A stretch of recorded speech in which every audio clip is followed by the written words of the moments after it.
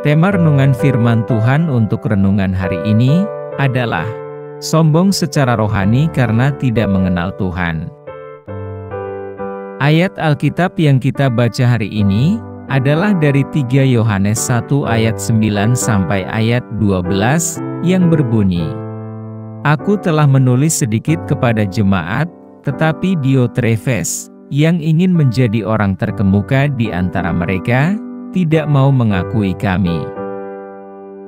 Karena itu, apabila aku datang, aku akan meminta perhatian atas segala perbuatan yang telah dilakukannya, sebab ia melontarkan kata-kata yang kasar terhadap kami, dan belum merasa puas dengan itu, ia sendiri bukan saja tidak mau menerima saudara-saudara yang datang, tetapi juga mencegah orang-orang yang mau menerima mereka dan mengucilkan orang-orang itu dari jemaat.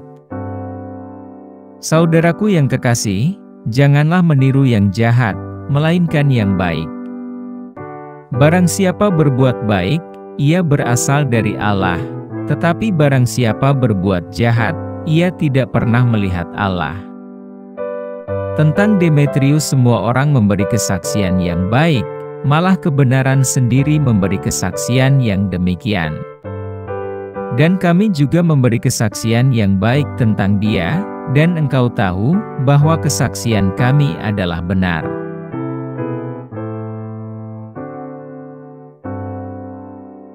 Apa yang telah kita baca? Dan tentang apa? Rasul Yohanes menegur seseorang secara terang-terangan dengan menyebut namanya, yaitu Diotrefes, yang ingin menonjolkan diri dan telah meremehkan dia dan para rasul lainnya. Singkatnya, masalah Diotrefes adalah masalah kesombongan. Dalam kesombongannya, dia tidak menerima para rasul seperti Yohanes. Ini berbeda 180 derajat dari keramah tamahan Gaius yang rendah hati, yang berjalan dalam kebenaran.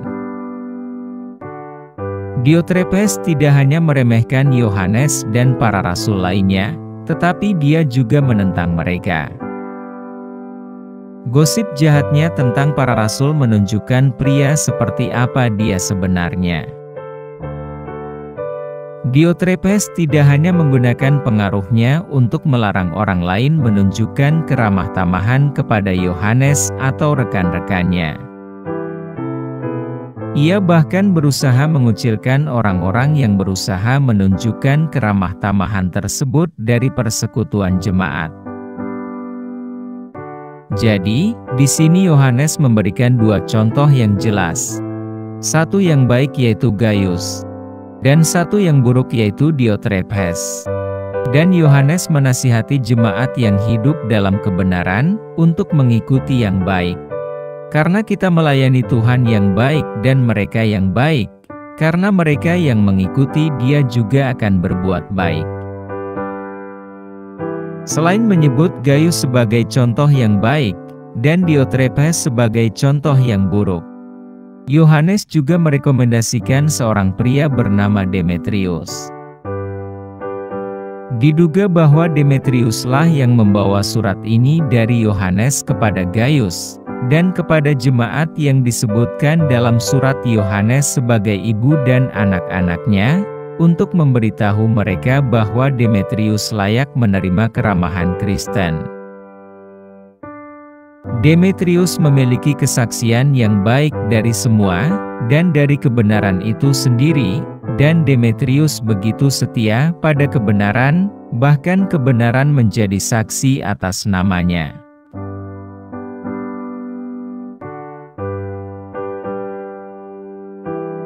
Apa pesan Tuhan bagi kita? Rasul Yohanes tahu bahwa teguran publik seperti itu harus dilakukan hanya jika diperlukan. Karena Tuhan Yesus sudah mengajarkannya secara langsung, bahwa kita tidak boleh menghakimi siapapun, berdasarkan standar apapun, karena kita sendiri juga akan dihakimi seperti itu. Baca Matius 7 ayat 1 dan ayat 2. Tuhan tidak senang dengan orang Kristen yang sombong rohani, yang menampilkan diri mereka sebagai pemimpin Kristen terkemuka. Setidaknya dalam pikiran mereka sendiri, seperti Diotrephes. Kita juga belajar bahwa jabatan di gereja bisa membuat kita seperti Diotrephes, seorang pemimpin gereja yang iri dengan rekan kerja atau orang lain yang mendapatkan semua perhatian dan rasa hormat di gereja. Tuhan ingin kita fokus pada pelayanan saja, dan ikut bersukacita ketika melihat kemajuan karena ada rekan-rekan lain yang bisa ambil bagian dalam meningkatkan pelayanan di gereja.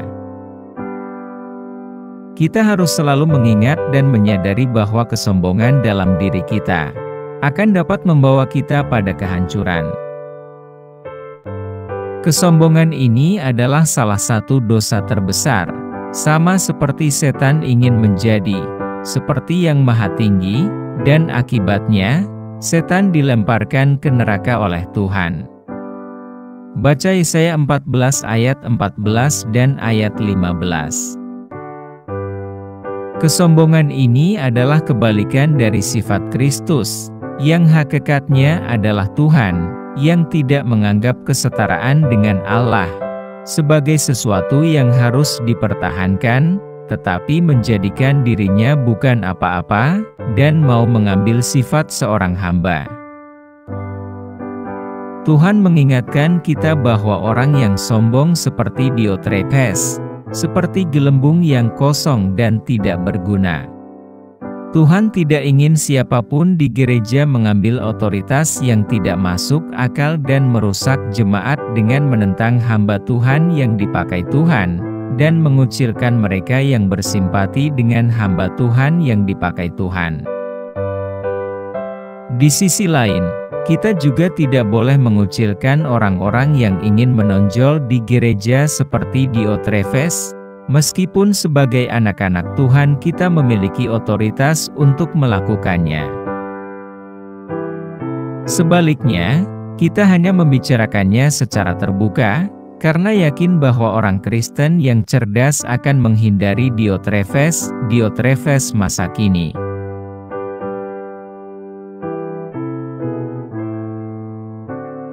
Apa yang harus kita terapkan dalam kehidupan kita? Kita harus menjadi gereja yang cerdas, memiliki hikmat dan pengetahuan, serta hanya berfokus pada pekerjaan Tuhan.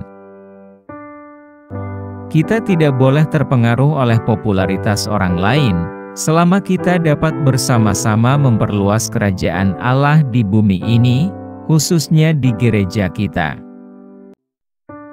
Namun kita juga harus kritis seperti Rasul Yohanes, yang secara objektif memuji dan meneladani seseorang di gereja kita, yang hidup dalam kebenaran, dan bekerja serta melayani dengan tulus, serta terang-terangan menunjuk orang yang sombong secara rohani, serta mengajak orang lain untuk tidak mengikuti atau meniru orang itu.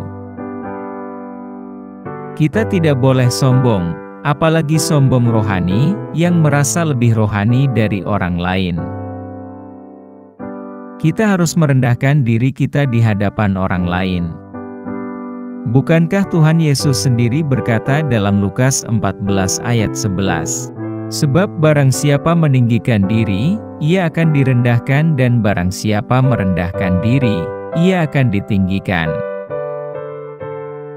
Kita harus menunjukkan rasa hormat kepada semua orang, menunjukkan keramah tamahan, dan tidak pernah meremehkan orang lain, apalagi berbicara kasar tentang mereka.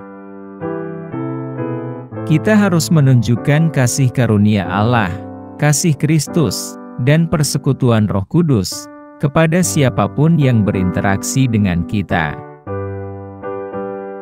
Hanya melalui kuasa Kristus dan kuasa supranatural dari Roh yang mendiami hati kita, maka kita dimampukan untuk berbuat baik dan menjauhi kejahatan, karena orang yang berbuat baik berasal dari Tuhan. Selain itu mereka bukan dari Tuhan. Bukankah Tuhan Yesus sendiri berkata dalam Matius 5 ayat 37, "Jika ya, hendaklah kamu katakan, ya, jika tidak, hendaklah kamu katakan, tidak." Apa yang lebih daripada itu berasal dari si jahat.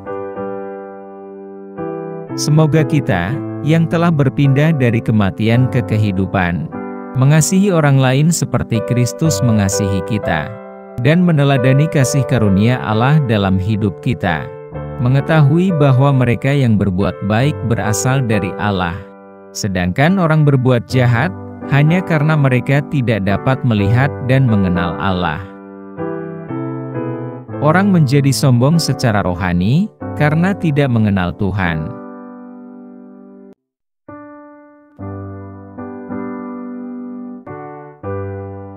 Doa hari ini. Tuhan Yesus, terima kasih karena Engkau hadirkan orang-orang seperti Gaius dan Demetrius sebagai contoh yang baik untuk kami teladani, tetapi juga untuk Diotrefes sebagai contoh yang baik untuk tidak kami tiru atau teladani.